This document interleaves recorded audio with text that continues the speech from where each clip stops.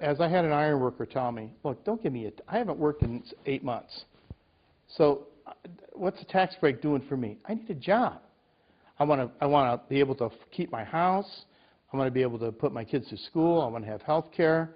You know, I need to work, Phil. It's a conversation Congressman Phil Hare and his colleagues on Capitol Hill have heard over and over again. People across the country and around the world are asking themselves, what's going to happen to me in this economy? The total unemployed in the United States today up to 11.6 million people. That is more people out of work in this country than at any point since World War II, excepting 2 months in the early 80s recession, and I have no doubt within the next few months we will surpass that. The numbers, coupled with the stories of American citizens in serious financial trouble, paint a dismal picture of the current economic situation. And that's making President Barack Obama's stimulus recovery package even more important to everyone from K Street to Main Street. But many economists, like Boucher, also see this as a real opportunity to make some significant policy changes. This recession should cause us to rethink how we're framing this issue or talking about it, the policies that we're looking at, because it's a bit of a game changer. It's estimated that Obama's plan will create and or save more than 3.5 million jobs in the U.S. But deciding on the best way to use the money in the stimulus plan has brought many ideas to the table.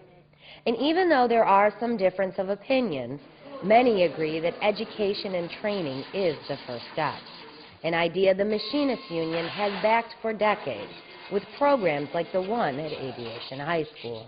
We have to take a broader view of employment and training and job creation and use the stimulus, the recovery package, as an opportunity to build those skills and address the barriers. And it's up to those community colleges to come up to speed and be ready for the opportunities. Infrastructure and construction jobs are not what they were years ago. There's a lot of technology that's now involved in all of that, and community colleges need that sort of investment. Most agree any investment needs to be green, as in creating green jobs that help the economy and the planet. Ian Kim, a campaign director at the Ella Barker Center for Human Rights, says we need blue-collar work with a green lining. The way we prevent the green economy from engaging in the race to the bottom is through good public policy. It doesn't happen by accident. The access to good jobs doesn't happen by accident. And he knows that won't happen without help from the labor movement.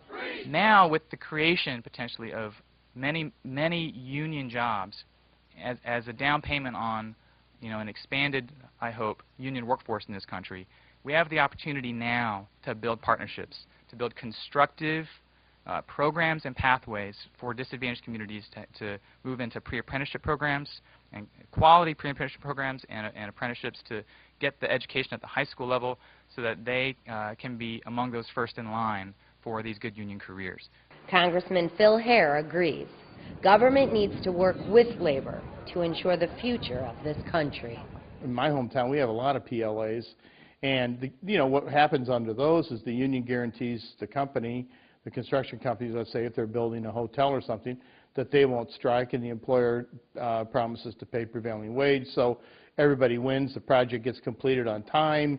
Union people get paid. So I see an incredible opportunity here for public infrastructure projects to be governed through project labor agreements that provide for things like local hire and first source hiring, that ensure quality job creation that comes with benefits, that provide access and on-ramps for disadvantaged communities to get into good careers with the unions. Reporting for the Machinist News Network in Washington, I'm Deirdre Kanievsky.